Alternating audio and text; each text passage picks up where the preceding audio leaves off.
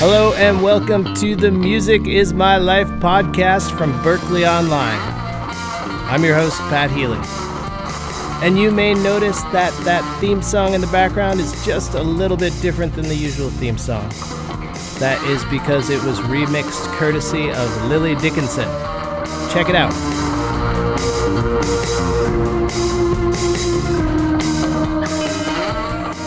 And that's not the only difference for Season 5 of the Music is My Life podcast. From now on, instead of releasing episodes every month, we will be releasing new episodes every other Monday. Oh, and one other thing that's new. Music is My Life listeners get a discount on Berklee Online courses. Stay tuned for the credits or simply check the metadata to see the details on how to get this special offer. Alright, but now let's get to our guests, the Soul Rebels. They are a second-line brass band from New Orleans. And in case you don't know what a second-line band is, I will tell you. It comes from a jazz funeral where there would be a first line, which is basically just playing a dirge and reverently singing the deceased's spirit up to heaven. But then comes the second-line band, which really takes everybody to the party afterwards. It's a celebration of the person's life and a celebration of life in general. And Soul Rebels were founded in that spirit of celebration in the early 1990s. They've released 8 albums, the latest of which is Poetry in Motion, which came out in October of 2019. It features such guests as Big Frida, Branford Marsalis, Modest Yahoo, Trombone Shorty, and many more. And they have brought their second line sound to stages all over the country, even backing up artists as disparate as Katy Perry, Nas, Metallica, and Marilyn Manson. The Soul Rebels hit the road later this month. Check out thesoulrebels.com to see if they're playing a venue near you. And I had an opportunity to sit down with a band recently when I went to New Orleans to pick up an award for the Roaring Crowdfund podcast, by the way, which is a humble brag and a shameless plug, really. Anyway, they invited me to their band headquarters where I spoke with 3 generations of Soul Rebels. And I'll have them say their names right now so you will be able to identify who is who when they speak. So first up is founder and snare drum player Lumar LeBlanc. Lumar LeBlanc. Trumpet player and singer Julian Gosin. Julian Gosin. And trumpet player Marcus Hubbard. Marcus Hubbard. So one of the most fascinating aspects to me about talking with these 3 men was how much they each got from the New Orleans public school system and how fundamental it was for their musical development. Let's start with Lumar. It was in kindergarten. I went to kindergarten in a place at a school, Battery Nursery. It was in the 7th Ward, Columbus. And for the graduation, well, before the graduation, they had a play. And I used to always beat on things, so they had put us in the play, and they were looking for a part of the play where you play drums. So they put me on some bongos, and 3 other guys, we were like drummers, and something probably clicked in. I just was beating on everything in the house, in the project. Beating with the spoons, beating on gumbo pots, pans, twirling them like cymbals, because in New Orleans we have a heavy marching band culture, and that's really what I was into initially. And so I was emulating that. That's probably when it started to click, when I was in kindergarten. It's a unique environment that's so culturally rich, holds to the culture that was brought in on the slave ships from Africa and then banked partially in Congo Square. And the drums, I'm sure, were a heavy dose of that. So that trickulated into jazz. I mean, that's another conversation, but it's all over. Yeah. We often talk, me and Marcus and Julian, we hope the culture keeps going. And I'm not just referring to the brass band culture, but just kids wanting to play music. Right. Because when I came up, oh Lord, it was people all over with instruments in the school system. We had schools in the elementary, at the elementary level, junior high, and high school level that were fully participated in. Band directors were able to have jobs on the elementary level. Wow. Some of your greatest band directors were on the junior high level.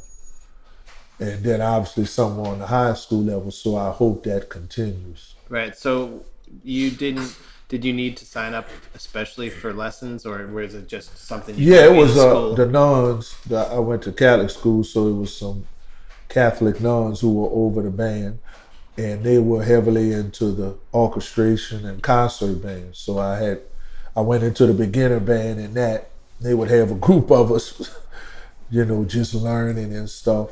But shortly after that, Mr. Joseph Tarragano came, and this guy here had a foot in the New Orleans jazz scene, and plus he knew how to, he went to school and things, learned how to be a conductor. Mm-hmm. So he was the first one to show me about brass bands and jazz and things like that. And I was still heavily into that marching band, but you had to do the concert band. You couldn't just get ready for the parade season. I've been marching parades since a child. Yeah. And I was always a big heavy set child. So they obviously first stuck the bass drum on me, but I could kind of play the snare. And the snare, in terms of music, it might take a little bit more dexterity, and I could catch the beats quick. So I wound up playing that. And it just was amazing, man. Just looking back on it as a child. It's so organic then, you don't really realize what you're in. You just think this is what we do in the neighborhood. Play football, play basketball, baseball, eat, then go play music. So in school, it was heavy. I mean, so many kids played music.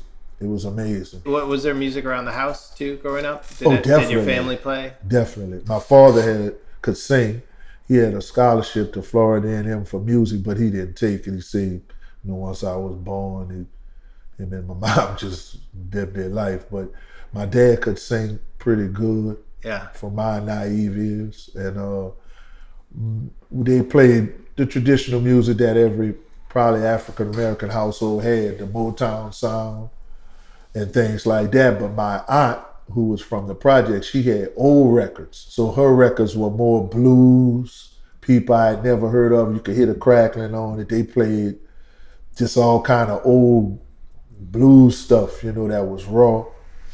And then, like I said, Mr. Tarragano would bring in bass and street blues, some of the more traditional songs. So that was the exposure to that. But in the home, it was the regular stuff, listening to the radio. But I have to say, my mom was a little different. My dad was more traditional. My mom kind of liked rock and a little, so that's where my love for the Doors came from and rock music. Because she would listen to an old station here called WTIX. Yeah. And at the time, they didn't really play a lot of soul music. It was a lot of Led Zeppelin and all that, Alice Cooper and stuff. So that's where that ear came from. Marcus, tell me a little bit about your first introduction to music and when you fell in love with it. I always like to give credit to my middle school band director. His name is Darryl Brown. He was one that kind of, I think, made me realize that, music is something I not just like to listen to, but love to play. He introduced us to all kind of different musicians, different styles of music, and I always credit him as the one that lit the fire up under me that said, man, music seems like that's your passion. And ever since then, all I can think about is doing this music. Everybody always asks, man, you ever thought about doing anything else? And I was always like, man, I couldn't think of nothing else I would want to do besides music. Music always gets me motivated, gets me going. No matter how I'm feeling, if I mess around with some music, I'm tending to get in a better place. So for me, the production side is something that I really fell in love with. But the marching band was a major thing. So, the next step for me was to go from high school to college, which is Southern University, which is a real popular, university. And a lot of people that march in high schools in this city want to go to that school. So I ended up going there. I was under the impression that they had like music engineering and stuff over there, but after finding out 2 years there that they didn't have that program. So I realized that, you know, the marching band thing had kind of grown old on me. So I was like, you know, what's the next step that I want to kind of do? And it worked out. I wanted to do music engineering, but it worked out too. A position came available in Soul Rebels, you know. So I was blessed to, you know, get the call to, you know, join this band, which is a band that I had already been looking at for years. So it was good, you know, with my writing. I figured this was a band that'll be open to some of the writing and producing that I'm doing, you know, and it's been a blessing so far. And all the guys in the neighborhood, we all played instruments. You know, we didn't really have guys playing on a football team and a basketball team. Everybody in my neighborhood pretty much played horns. Mm-hmm. So it was like, that's, you know, we played football or played horns outside. So that was a regular thing for us every day. You know, I talk to Lumar about it all the time, telling him we would be in the neighborhood just blowing, disturbing the neighborhood. And we were blessed that a lot of the people in the neighborhood never really told us stop. You know, they nurtured it. You know, and that was a great thing for it. I know that kept us out of a lot of trouble because all we focused on was having fun doing music. We wasn't even thinking about anything that could probably get us into trouble, you know, dealing with, you know, you're in the era when, like you said, crack cocaine was big, you know, drug selling and all of that stuff was around you, but music took a strong hold on us so early, so that never was even an option for us to think about doing anything that might get us in any trouble. You know, we just was like, man, just fun kids having fun playing music. How about you, Julian? Well, my neighborhood wasn't the most musical neighborhood. It was definitely heavy in sports. So I got an early start on sports. Football, basketball, anything with a ball. I was into it. It wasn't until later part of elementary school. We had a pretty good band. My first instrument was actually the recorder because I was only allowed to play the recorder in the 3rd grade. You couldn't play any other instrument. Oh, okay. It was your teacher, not your parents. No, it was your teacher. It's like school. Really? Like, yeah, you only could play recorder in the 3rd grade. Was that for all of you? Yeah. Until you got to like 4th grade. I've never had. I was fortunate, like I said, the first time I picked up any instrument, it was a trumpet. So. Yeah, I mean, you know, it's from a school's perspective. Right. Now, if you wanted to learn outside of school, then you could pick it up at 2 years old if you want. Right. So was it just 100 kids playing recorders? Yeah. That's great. 3rd grade, I mean, it was pretty much, you know, if you had an interest in music, that was your instrument, you know, depending on the school you were at. But so I did that for that year. Then I skipped 2 years, and one of my friends got a trumpet, and you know, she was one of my best friends at the time. So I was like, all right, well, my buddy's doing it, let me try it out. And my mom got me one for the school year, and you know, I caught on to it pretty fast. How old are you at this point? I was 11. Okay. Yeah, I was 11. So I already had, you know, the foundation of music through the recorder, as far as reading music and knowing fundamentals. So the trumpet came around, picked it up, and you know, also being from New Orleans is something you see all the time, you know, whether it's Mardi Gras parades, going to football games, standing at the bus stop, there's always somebody with some type of musical instrument, you know. So it was kind of an easy knack to find. Even if you didn't know you had it, it was already there, you know, like without even knowing. So did that, started out with the marching band. My junior high school band instructor was also Joseph Turagano at this time. So same school? Different schools. Different school. Different time. Different era. Yeah. This was the late 90s. Okay, but he'd moved over there. Yeah, he had moved over. Moved over. So is he still alive? He's not, unfortunately. He's not. He passed. So got over there. Got with him. Really good instructor. He was really about the music. You know, he was heavy on us as far as learning like history of music and different styles, and he didn't shy away from the older music. You know, your Earth, Wind and Fires, your Smokey Robinsons, and so I learned all this stuff through that band program. Aside from hearing it at home, you know, it's like I heard the song before, but now I'm actually playing it, so I can put 2 and 2 together. Oh, like, okay, all right, that's cool. So that also helped my playing ability out. Hearing it for so many years, you know, at home on the record player or the tape player. Now I'm playing it in the band room, so it was easier for me to catch on to the music because I already had been listening to a lot of it. Right. So I did the marching band thing. For about 3 years. Then I was fortunate enough to meet a guy by the name of Jonathan Bloom. He would come to the junior high schools maybe once a week and work with a select few kids and teach them jazz. So, I was one of the better kids at the time. And he was like, man, you should try this school out. It's called NOCA. And I was like, what's that? He was like, it's a talented art school for music or whatever creative you're into. There's a school specifically for that. So I was like, all right, cool, I'll check it out. So you had to audition to get into school. So it was a transition for me to go from marching band to, quote unquote jazz music and all these other different styles. But how old were you there? This was I was 14 or 15. I was a sophomore. No, I was a freshman. I got NOCA my freshman year, so I was 14.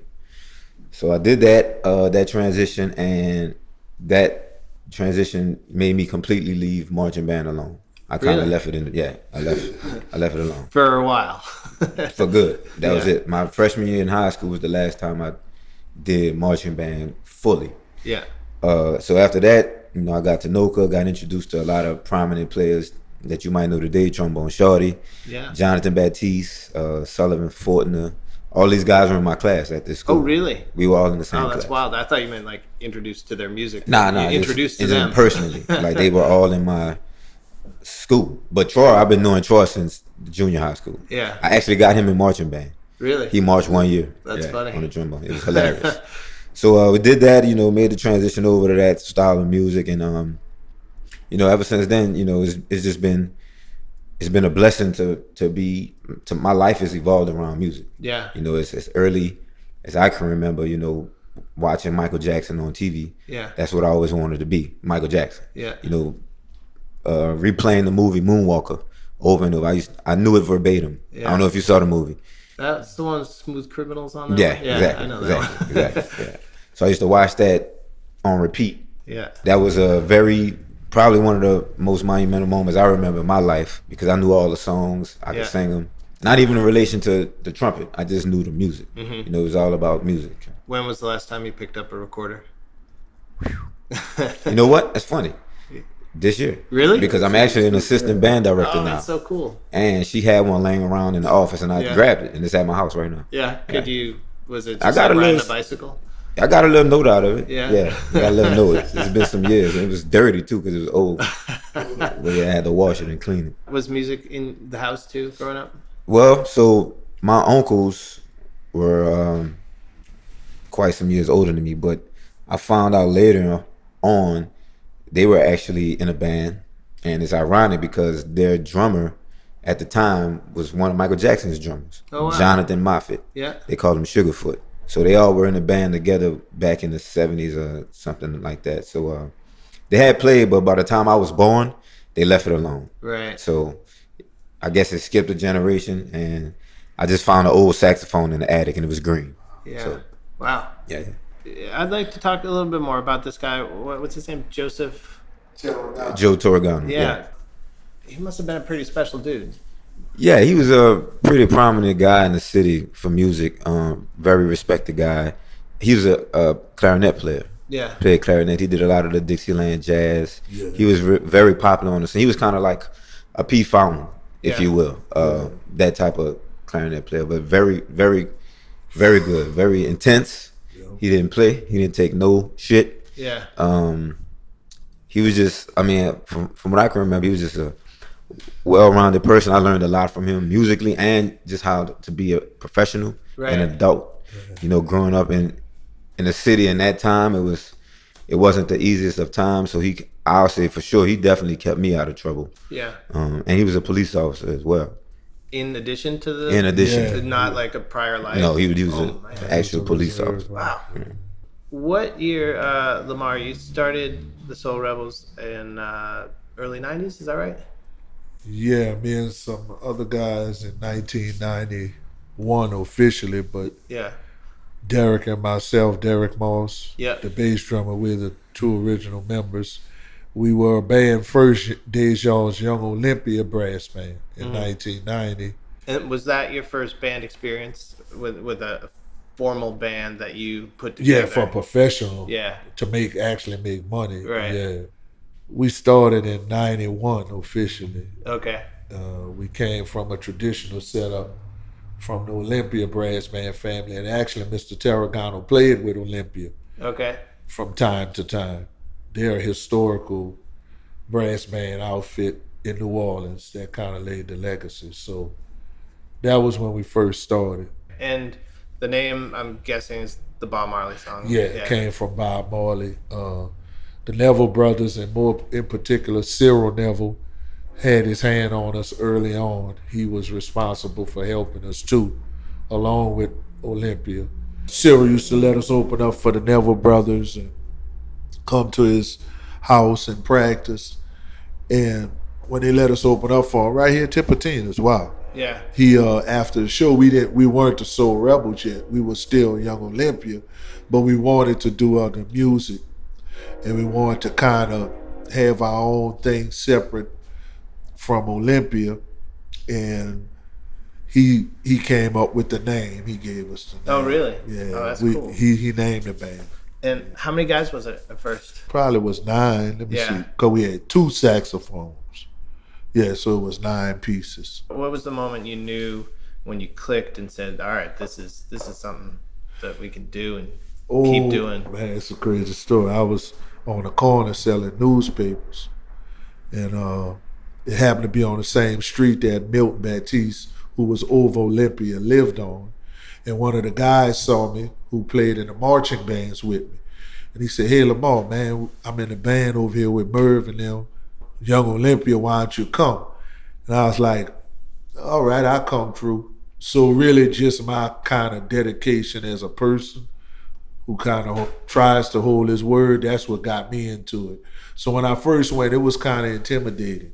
Those guys were really trying to do that as a career. Right. I was working, and then I would come to practice after work. Yeah, well, but I was always dedicated. I came, did everything I had to do to learn and whatever, but they were really making money doing it. Yeah. And then they let me play a gig with them. And I think after I did that second line, I kind of saw this could actually be something. What was your day job at the time? Oh, I was they call it a mental health psychiatric assistant. I was a psych tech. My degree is in clinical social work, so I was working at a psychiatric facility helping people with mental illness, which is dear still to my heart. So I was leaving that and then going to the practice on Monday nights. And I did that really all the way up until Katrina. Oh, wow. Yeah, I still was working and doing the music. And then after Katrina, went full time. I bet the music was like some sort of release. For, definitely. You know? It was a release, and creatively it just took me to a whole nother level in my life. I really enjoyed, though I'm not gonna lie to you, the brotherhood and camaraderie. Because that's what the band was initially kind of built on. It's just that we happen to be musicians. Right. But through that experience, actually Will Terry, I have to give him a lot of credit. He's no longer in the band. He opened my mind up more to the intricacies of music, and in particular jazz and orchestration. So I kind of got another vision from that. Mm-hmm. And I really was amazed at him because he could play a lot of things. And I was like, you really fascinated by this second line music? And he was, because he said there's nowhere else in the world you could do something like this and make an instant living off of it. Yeah. So it was so beautiful, man. And out of that, just have these lifelong friendships. But the music is beautiful. Music is so endearing, you know. That's what it does. And how about you guys? When did you become aware of Soul Rebels? My senior year in high school, I had a friend of mine, his name's Kevin Lewis. He was really, into the brass band. He actually was playing in a brass band, I think called Mahogany. So I was, like I said, I was a big marching band guy. I wanted to do that a lot. And he was like, man, you need to try this brass band thing I'm doing out, man. He used to show me videotapes of it. He used to have a show they used to do on a weekend across the river. And he used to take videotapes of it. So he used to literally give me copies of the videotape and just said, man, just check it out, man. Just try it out and see if it's something that you might want to do. So after, seeing a couple of tapes and stuff, he said, man, they got this band I want you to check out. Now, it was funny, I used to listen to the famous radio station down here, WWOZ, where they play all the different music. So I used to hear different songs on the radio, but didn't really know who it was. Like I remember hearing the song Santa Cruz, which is also Rebel's first CD. Yeah. And then I heard, I used to love Footprints when I heard it. But I never knew who it was. So it was funny, he said, man, I'm gonna bring you to this club called Donna's Bar and Grill. And they used to play there, I think, every Friday? Yeah, Friday. So we weren't even old enough to get in. So we were basically just standing outside the door just listening. And I was hearing them playing the different tunes. And the thing that really connected me to them, they weren't just playing what you might hear, just like Do What You Want or from the Rebirth and different songs like that. You're hearing playing songs that we played in the marching band. So that was really like my first time really realizing that, hold up, this band is mixing the two, you know, so this might be something that I might want to get into. It's doing the type of music, Earth, Wind & Fire type of songs that I like. So I was like, that was something where I was like, man, I see brass bands can do both. So I might decide I might want to try to do it. So we actually formed the band with him and I, my brother Malcolm Hubbard, a friend of mine, Alfred Groh, and there was a famous show that used to be out called The Baby Kids. So we just named the band The Baby Kids Brass Band. And we used to do different little gigs, little weddings and stuff like that. But my first experience where I thought like, man, this is something I might want to do is we used to have to play in school for this thing called the debutante ball, where it's like a coming out for young ladies in high school. And we were the band. But, during the practice, it's a lot of downtime, and it's actually in the downtown area. So we decided we're going to just go downstairs and hang out a little bit with our horns and everything. So some of the guys just started playing. And it was crazy, like people just came up and started dropping money. And we were realizing that, this is what they do in the French Quarter. We're not realizing it. So the rehearsal was like 3 days. So for 3 days, we actually went downstairs whenever we were free. And we were like, man, we can actually get paid doing this. Yeah. When we were doing music, it was all just about fun. We weren't thinking about maybe it being a career. Like you have some areas of the city where that's, they're connected to professional musicians. So, they see that that's something that you can get paid to do. For us, it was just fun. So for us to see people just giving us money, we only knew 4 songs. And we just played those 4 songs over and over. And people were just giving us money. It was like, man, this is crazy. So we just started doing that. And then we started doing like weddings. And people started calling us up for different little gigs. But we got connected in it at a time where we were juniors, seniors in high school. So some of the guys were graduating. So we never really got a chance to stay together as a group and really mature as a band. Julian, you were 4 or 5 when they started. So when, I was 5. I was 5. Yeah, I was 5. When did you become aware of the band? Probably late 90s. Yeah. Late 90s. I remember my aunt, God rest her soul, she was the first person to take me to the second line. And this was like the mid 90s. So, at that time it was only a handful of bands people really knew and people wanted to hear. And it was definitely, Soul Rebels was definitely one of them. Yeah. So who were the others? Rebirth? Rebirth, Dirty Dozen, for sure. They were the more prominent ones. Yeah. At that time. I remember my last year in junior high school, we had a talent show. And just like with anything in New Orleans, when the party's over, they always want a brass band to come and play and end it. Yeah. So I was kind of in charge of getting a brass band together because they knew I had been involved with the music and stuff. So, hooked up some dudes at school, and I remember for sure, I knew that was a song that everybody knew. Which song? Let Your Mind Be Free. Oh, okay. So, when the talent show was over, I guess it was part of the talent show, but it was also our job to get everybody out of the auditorium. Yeah. So we, that was one of the songs we did. We did that song, and we did "Free My People."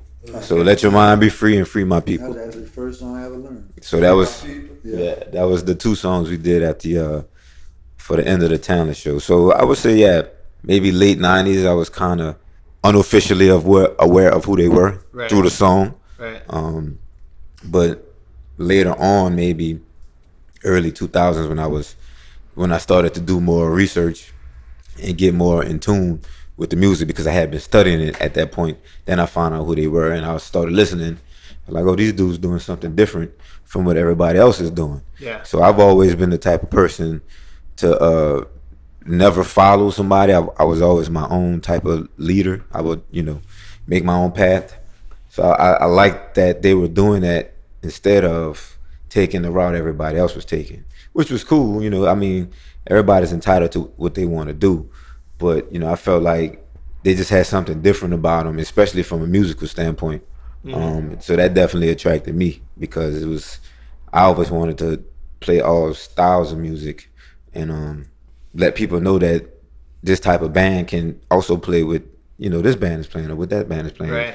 Not just a specific style that's quote unquote unique to New Orleans, right. But at the end of the day, this is a band. It's an actual band. So, sometimes people, they have this perception of brass bands and they only want you to sound or look one way, mm-hmm. But that's only because that's what we've been giving them for the past 100 years. Right.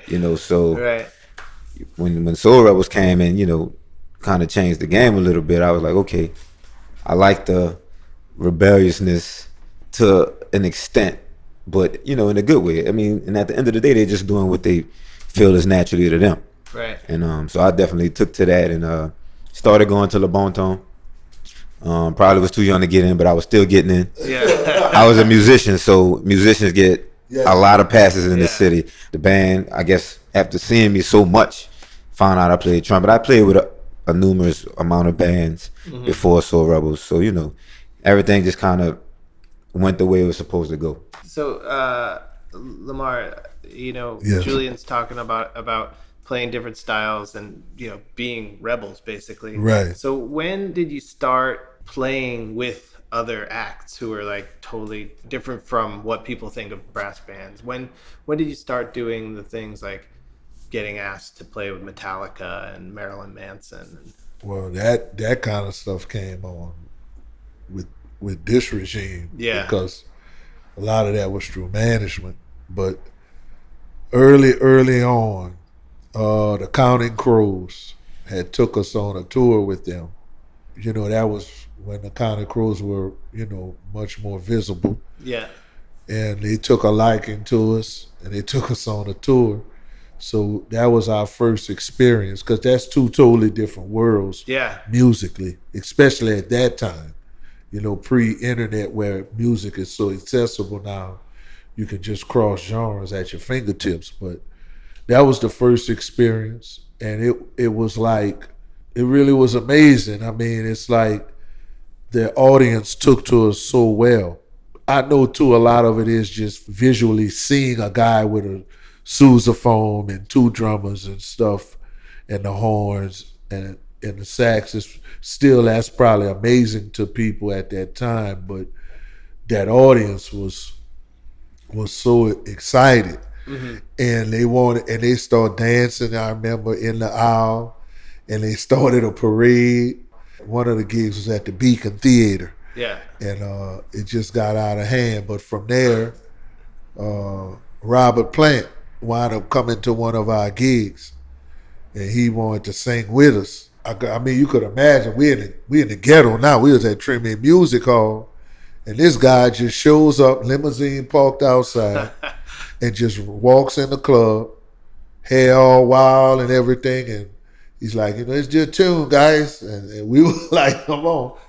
And he said, just play what you play. So we played a song, and he sung over it, and then he actually did more. He said, I'm going to bring y'all to New York to play for a private party for me and a guy from Led Zeppelin. And he held to his word. I couldn't believe it. He called us. So that was the first experience. We've been blessed to play with some extraordinary acts in our latter years. As you said, the Metallicas and Katy Perry and Nas and Rakim and all these people.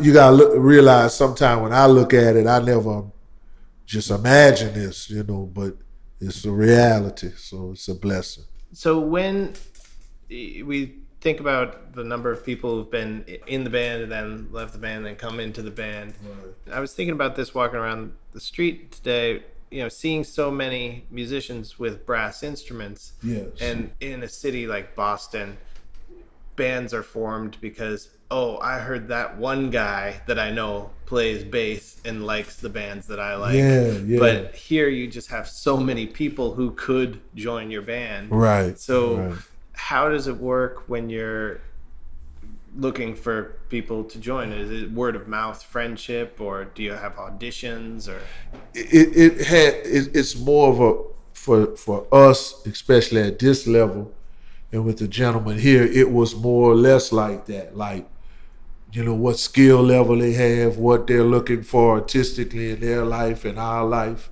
and they come into it. It's not where you just, like you say, just pick up some guys and don't have any kind of criteria, more or less.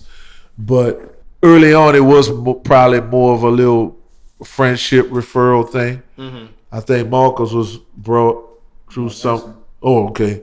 Yeah, through Winston. I thought it was her, but so it was probably like that. I mean, even I was a referral, I guess you'd say, because I was on the corner doing my thing, and they asked me to come. But it wasn't.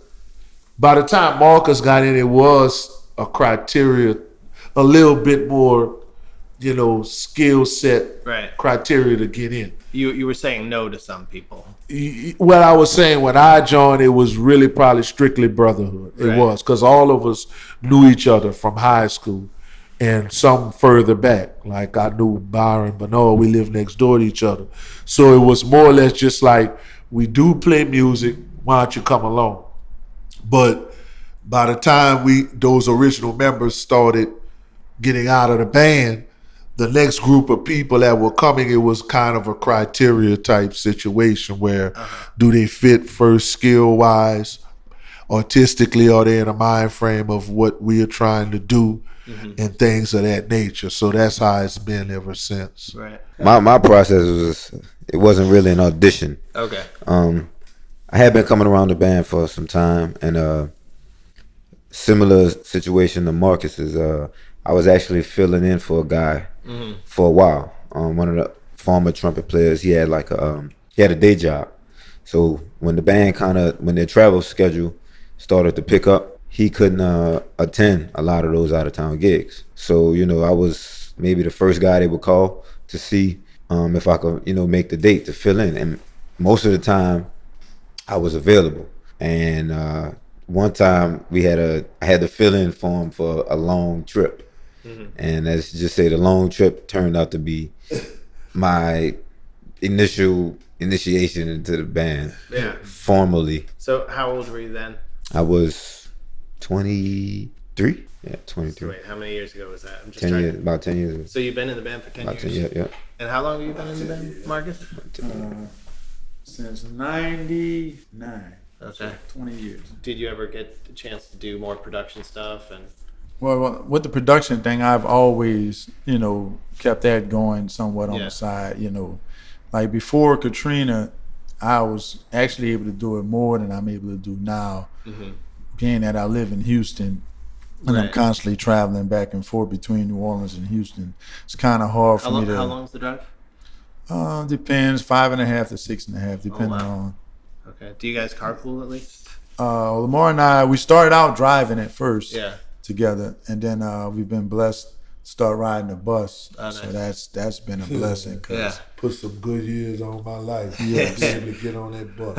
Yeah, because we're definitely it was tough. We definitely at one point we only probably had one gig after Katrina. So we'll literally drive from Houston, come in, do the gig's over at 2:00. We get back on the road and drive back to Houston. Wow. So were you both in Houston when Katrina hit? Or we were here, you were here, and we evacuated. Yeah. To Houston. Then is that when you relocated there? Yeah, it was supposed to be a 2-week, I'm gonna say a weekend vacation.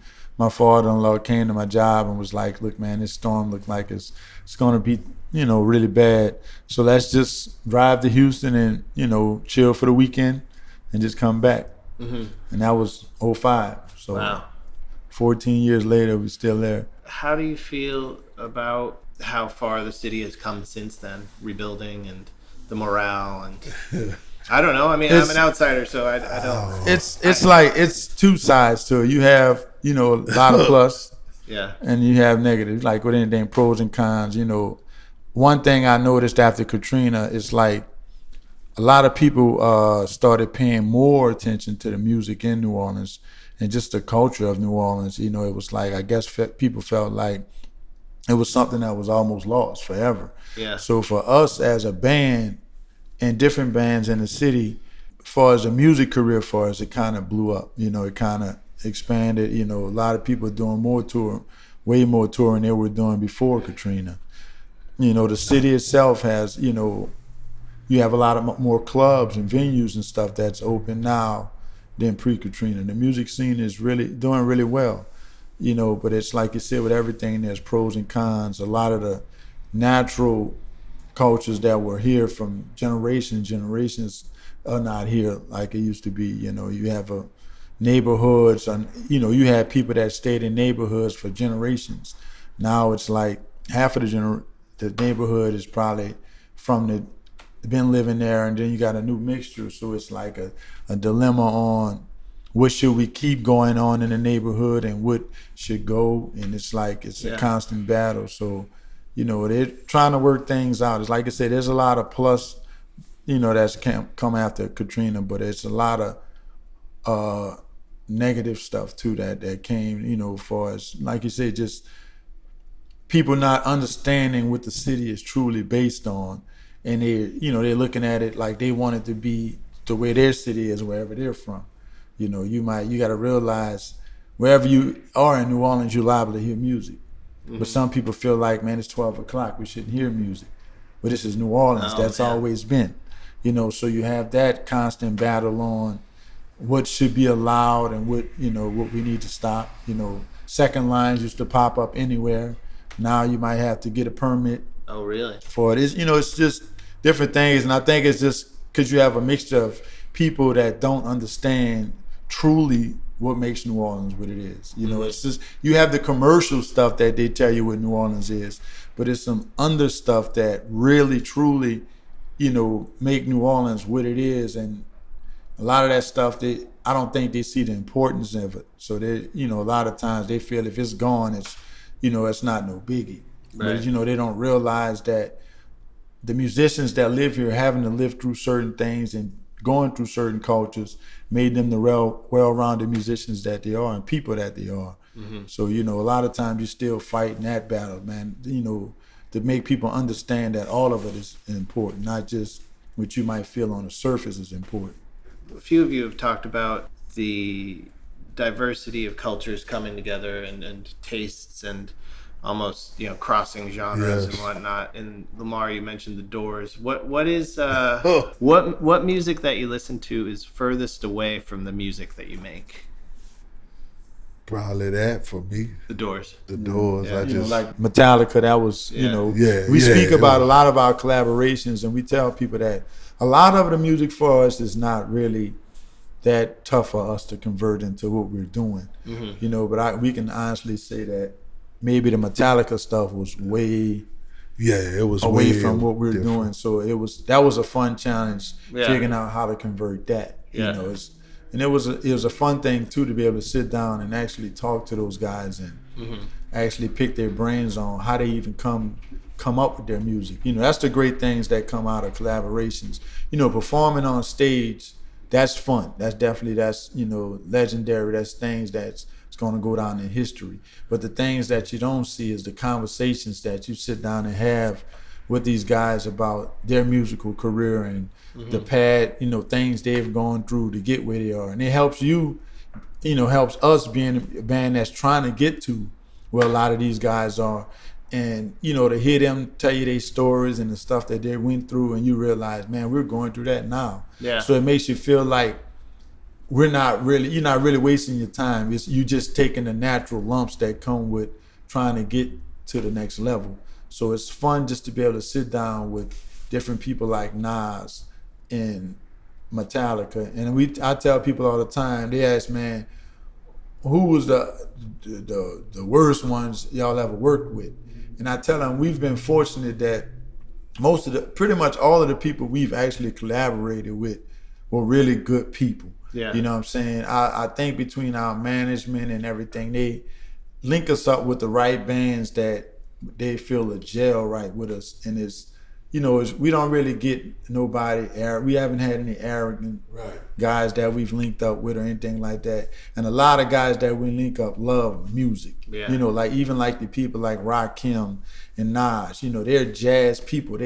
So for them to link up with us with horns and stuff like that, it's like somewhat of a dream for them. Yeah. You know, they would never think the instrumentation that we have that they would actually be performing with. So for them, it's a new experience and something to give them, put some more fire under them for something new instead of just doing the same thing, performing with a DJ every time. It's good to switch it up a little bit, and like their approach to writing music is different in different ways. Like Metallica, we had conversations with them on how did they come up with those songs, because when we were learning them, you was like, I know a guy didn't just write all of this different stuff out like this, all these different changes, time signatures, and all kind of different things that were going on in the music. We were like, it's kind of tough for me, especially me as a producer that's writing.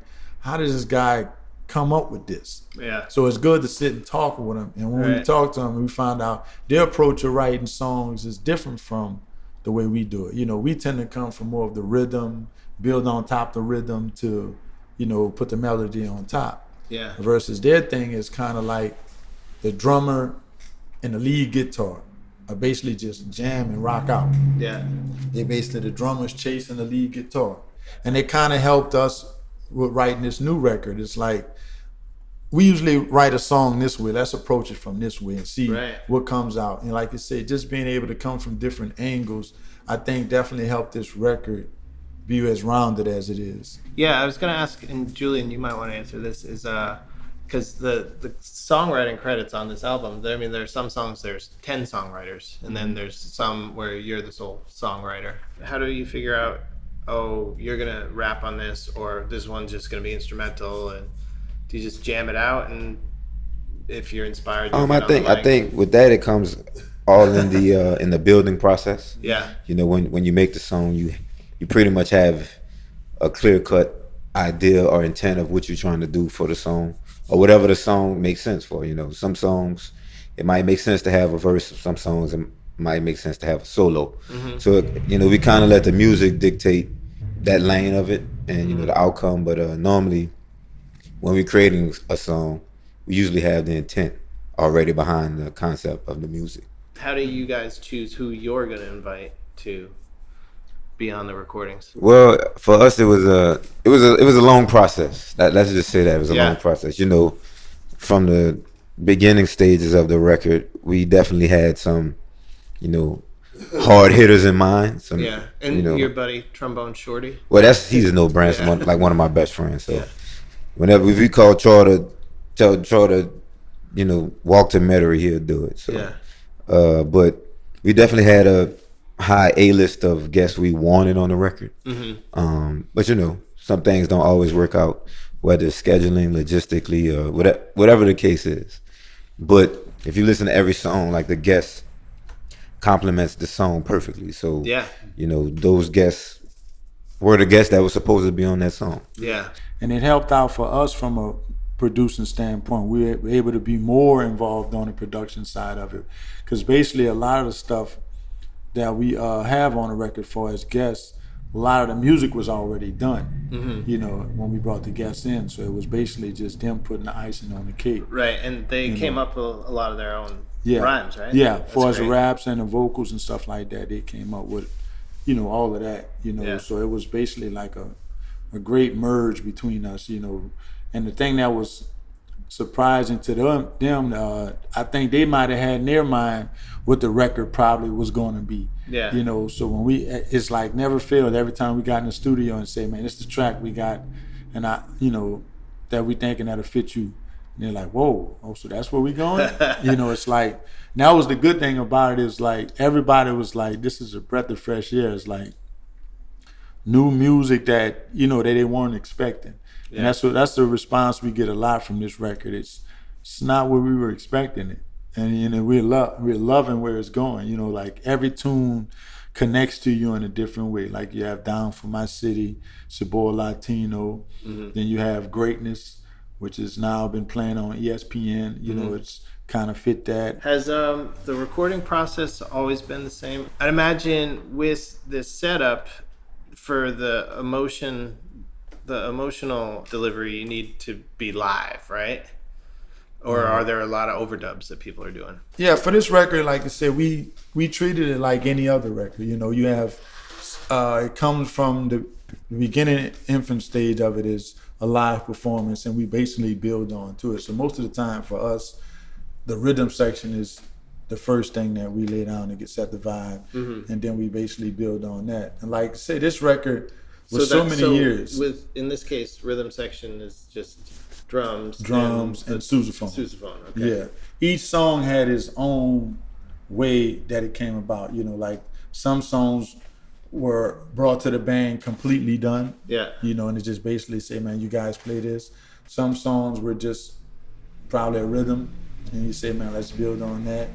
So we didn't have like a specific way that we would say we're going to do every song. Mm-hmm. Like I said, every song did its own specific way. It was shown individual love, you know what I'm saying? So it was, however we built it was built on how we were feeling at that time. And like I said, we've been working on this record since maybe 2014 for just creating songs. Oh, okay.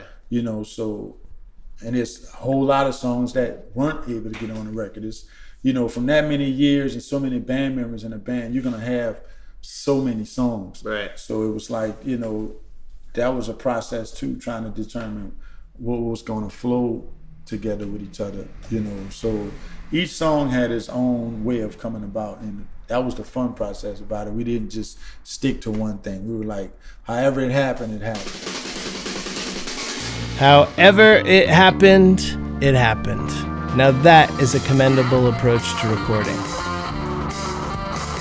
And that's just the sort of spontaneity you can hear on Soul Rebel's latest album, Poetry in Motion. And seeing them live is that times 10. Again, check www.thesoulrebels.com for upcoming live dates. And another site you need to check, musicismylifepod.com. Head over to that site and you can receive that $100 discount I told you about at the top of the show. You'll also receive a link to all sorts of free course content. So head on over to musicismylifepod.com to receive details about the discount, as well as a link to all sorts of free resources. This episode was edited by Talia Smith, mastered by Gabriel Reifer-Cohen. All visual assets coordinated by Mike DeBenedictis, and social media by Brooke Larson. I wrote and recorded the Music Is My Life theme, and it was duly remixed for this season by Lily Dickinson. Steve Zimmerman, Christian Champagne, Joe McDonough, and Chris Keene were all instrumental on the web development front. Special thanks to Alex Kurland, Chrissy Borsellino, and thanks to you for listening. And take note to join us on Monday, February 17th, where our guest will be Andy Stack from Y Oak in Joyero. We'll talk again then.